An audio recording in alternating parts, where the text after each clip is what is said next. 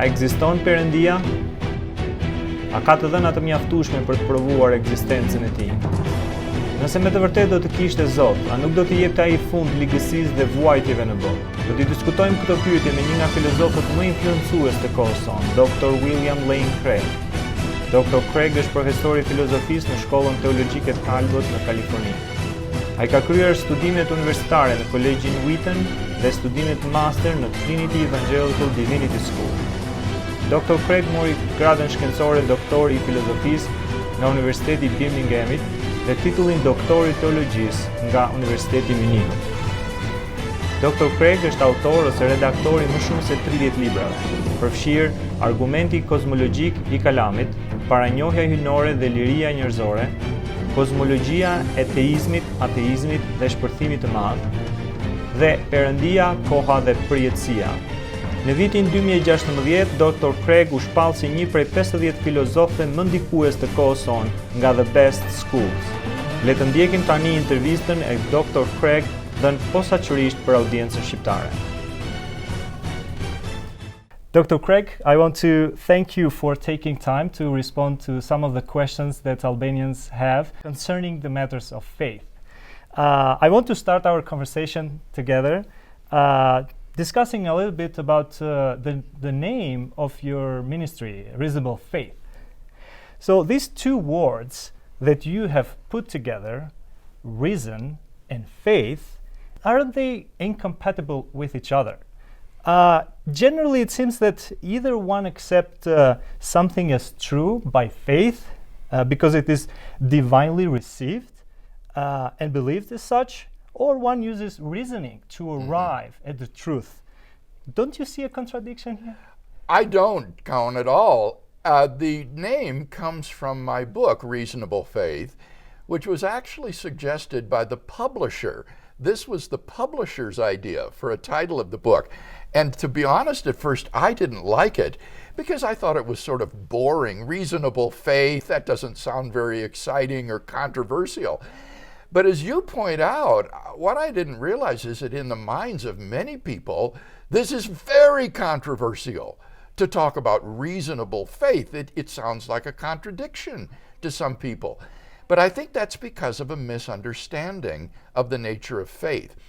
Faith, in the biblical sense, means trust or commitment to what you know to be true. And so on the basis of reason, we can know something to be true, and then we can put our trust or commitment in that thing on the basis of that conviction. So to give an example, several years ago, I had eye surgery. Now, before I would allow someone to cut on my eyes, we did research to make sure who was the top corneal surgeon in the United States. And it was only after that we were convinced that this was the top surgeon that I then put my trust in him and allowed him to do something so radical as cut open my eyes. And that would be an illustration of a reasonable faith. My trust in that doctor was a reasonable thing to do. Mm-hmm. Now, how does this relate to faith in God, then? I think that faith in God is very reasonable. I think that the view that God exists explains a wide range of the data of human experience. And moreover, I think that the historical evidence concerning the man, Jesus of Nazareth, gives good grounds for believing that God has decisively revealed himself in the person of Jesus of Nazareth, particularly by raising him from the dead. And so on that basis, I think that it's extremely reasonable to put one's trust in Jesus. Now, I've been following your debate, and there is an atheist and you that you are debating. But the basic questions that I will have is concerning this topic, does God exist? About you have even written extensively. Who do you think should bear the burden of proof? Is the theist who should prove God's existence? Or is the atheist that should give evidence for God's non-existence? What do you think? This is a very crucial question. I participated in 8 years of high school and intercollegiate debate competition. And the way the debate resolution is usually stated in academic debates is as an affirmative proposition, resolved that the United States government should give more military assistance to other nations, for example. And in that case, the person supporting the proposition has the burden of proof to support the resolution. But when the statement under debate is a question, not an affirmation, like, does God exist, then both sides bear the burden of proof for their respective answers to the question.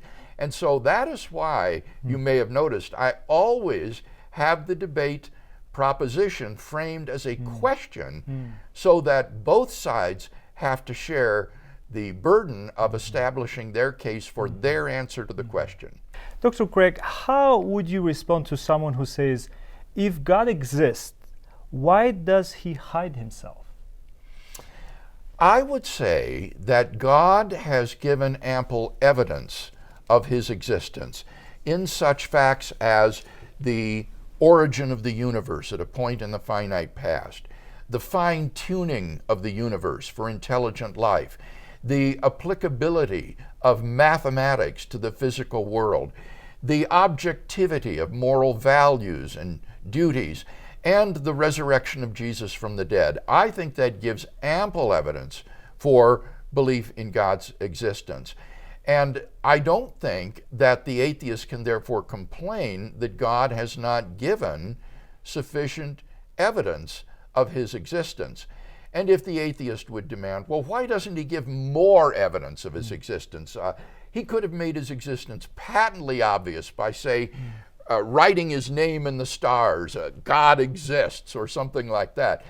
I would say in that case, God knows how much evidence to give to allow free people to make a rational decision as to whether they want to trust him or not, and that it's perfectly plausible that God knew that if he gave any more evidence of his existence, it wouldn't do any good in bringing more people to a saving love relationship with God.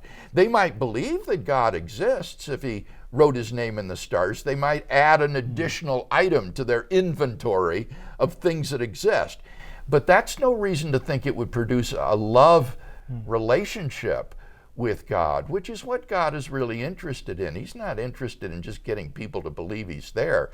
He's interested in having a love relationship, a saving relationship with people. And I think it's very plausible that God knew that the provision of more evidence, in addition to the evidence we have, wouldn't have done any good in bringing about a greater love relationship between people and himself. I want to respect one of the main concerns that those who reject the existence of God bring, and that's the argument of evil and suffering in this world. And if I would put in premises, it will go like this. If there were a God, then he would have put an end to the suffering and evil in the world. We all know that suffering and evil exist, therefore it follows that God does not. Do you find this argument convincing? I really don't. I understand the emotional force of the problem of suffering and evil. There's no doubt that this makes it emotionally difficult to believe in God. But when I assess this argument as a philosopher, I think that that first premise lays a burden of proof on the atheist that is so heavy that no atheist has ever been able to bear that burden of proof. The atheist would have to prove that it's either impossible or improbable that God has morally sufficient reasons for permitting the evil in the world and for waiting to bring it to an end. I see no reason to think that he should have done so by now, rather than thinking that at some point in the future God will eventually roll up the scroll of human history and the suffering and evil in the world will then come to an end. So I remember who has the burden of proof here to support the premises. This is an argument from the atheist. And so he needs to give a good argument to think that if an all-loving, all-powerful God exists, he would by now have brought the evil and suffering to an end. And I see no way of proving such a thing. Now, in your book, Philosophical Foundations, that you co-authored with J.P. Moreland, Yes. In the chapter discussing the theories of knowledge, you write something along this line. If we are capable of knowing something, this presupposes a designer of the faculties that make knowledge possible. This sounds as if you would make from this an argument from knowledge for the existence of God. If that's the case, how would you phrase this argument? This is an argument that comes from the great philosopher Alvin Plantinga. And what Plantinga argues is that the best theory of how it is that we know something to be true is when our cognitive faculties are functioning properly in an appropriate environment. And he examines alternative theories of knowledge and shows their inadequacy. And the way in which he shows the inadequacy of these alternative theories is typically to conduct thought experiments in which all the conditions for knowledge are met on those theories, and yet it's obvious the person doesn't know what he believes. And the reason he doesn't is because his cognitive faculties are malfunctioning. And so Plantinga says the best account of knowledge will involve this notion of the proper functioning of your cognitive faculties. But then you see this puts the atheist in a real awkward situation, because what account can a naturalist give of proper functioning? Proper functioning means something is operating as it was designed to function. And what that implies is that there is some kind of a designer of our cognitive faculties. And so Plantinga says his whole theory of knowledge is a sort of argument for the existence of God. In your writing, you also discuss the fact that some atheists deny the existence of God, not because they don't find arguments for God's existence, but because they do not want to accept the divine authority upon their lives. And you call this in your writings the cosmic authority problem. Proponents of this kind of atheism, which involves thinkers like Thomas Nagel, Yes. explicitly state that they do not want there to be a God. Now, how would you explain this? Are there different levels of atheism? Or would you say that all atheists do not want there to be a God, and Nagel is among those who courageously admits that? I would not say that. I think it's very dangerous when we try to psychoanalyze our opposition. I think that rather we should leave their psychological motivations to them and God to work out. And what we do is simply respond to them at face value. If they give us an argument, we should respond to the argument by saying, this is why the argument fails. We should not say, well, that argument is just a smokescreen. Your real reason is some psychological motivation. I think we should not do that. Mm-hmm. In the case of people like Thomas Nagel, you see, he has said this explicitly. And so that's quite different. There we're not psychoanalyzing him. Mm-hmm. Nagel has said, I don't want there to be a God. I don't want to live in a universe like that. And so that is a self-confessed kind of emotional rejection of God. Let us suppose that one agrees and comes to the point in accepting God's existence.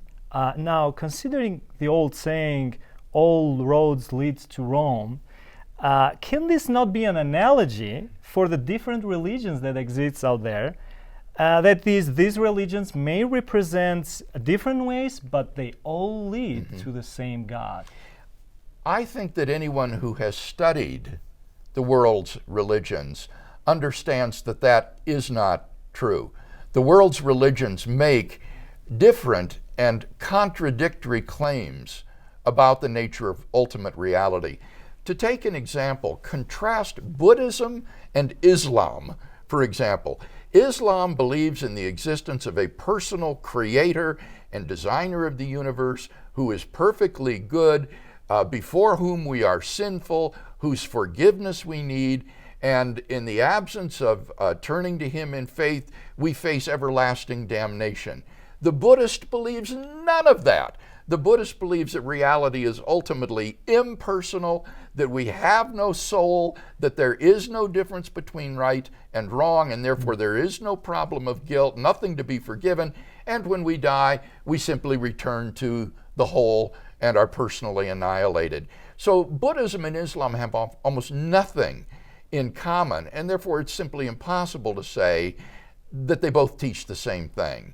Now, if the arguments for the existence of God that I have offered are sound arguments, they narrow down the possible candidates for the true religion to just a handful.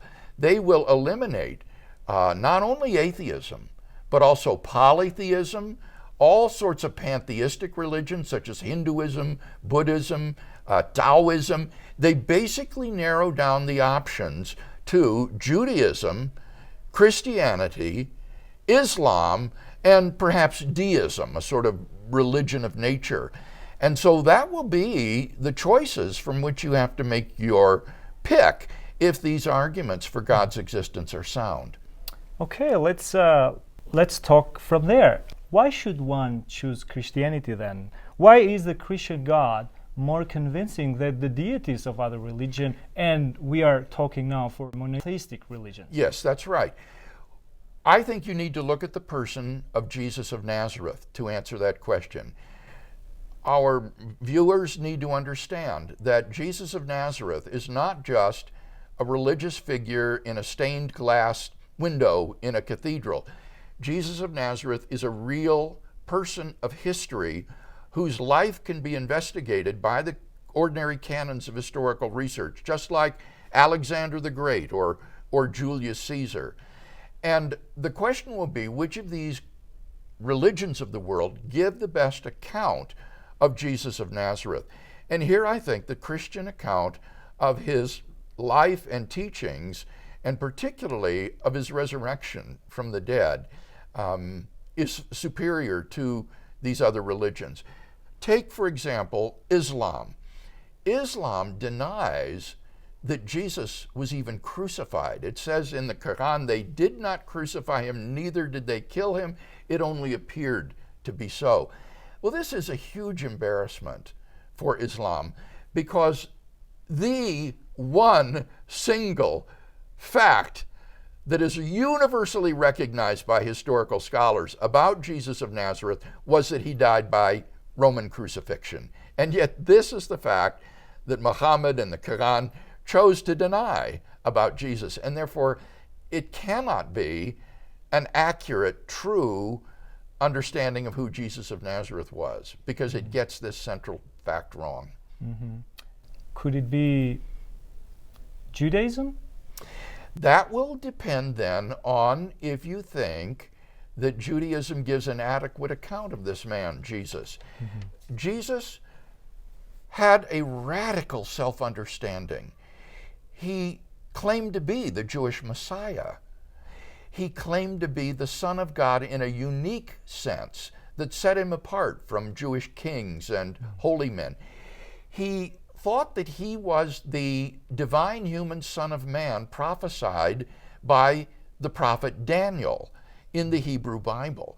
And he was eventually condemned by the Jewish high court in Jerusalem on the charge of blasphemy for making these claims, and then delivered over to the Romans for crucifixion on the charge of treason for making himself king of the Jews. Now, if that were the end of the story, then I think the Jewish person might be justified in saying this man was just another failed messianic pretender who got himself crucified by the Romans for his arrogant and blasphemous claims. But if, as the early Christians claimed, God has raised him from the dead, then that means that the God who was allegedly blasphemed by Jesus has publicly and unequivocally vindicated those allegedly blasphemous claims for which he was crucified. And so the key question here will be, what happened to Jesus after his crucifixion. And very quickly, the majority of historians who've explored this question agree on 3 facts. Number 1, that the tomb in which Jesus was buried was found empty by a group of his women followers on the Sunday morning after his crucifixion on Friday. Secondly, that thereafter various individuals and groups of people experienced appearances of Jesus alive from the dead. And thirdly, that the original disciples suddenly and sincerely came to believe that God had raised Jesus from the dead despite having every predisposition to the contrary. Now, those are the facts. The only question is, how do you best explain them?